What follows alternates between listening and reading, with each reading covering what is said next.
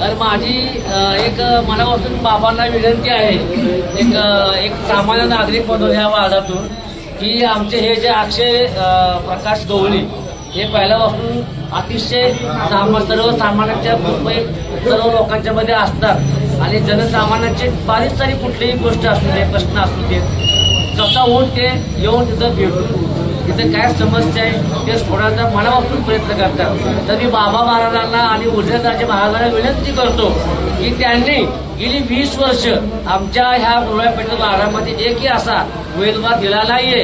तर माझी मनापासून इच्छा आहे की यंदा आमच्या वार्डातला श्री अक्षय गवळी यांना त्यांनी तिकीट द्यावं, एवढीच माझी विनंती आहे.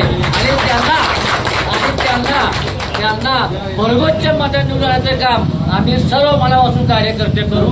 आणि माझे 2 शब्द थांबतो. जय जय आपले मित्र जनता सहकारी बँकेचे संचालक अक्षय गवळी यांचा आज वाढदिवस आहे. वाढदिवसानिमित्त त्यांना मी मनापासून शुभेच्छा देतो. अक्षय हा आता तरुण चेहरा आहे आणि नगरपालिकेला इच्छुक आहे.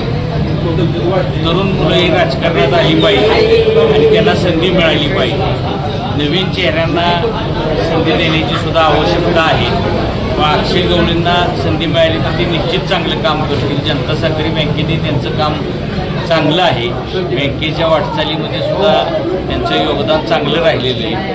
व अक्षय गवळी यांना मी शुभेच्छा देतो आणि त्यांना संधी मिळाली तर चांगलं काम करून दाखवतील असा विश्वास होतो.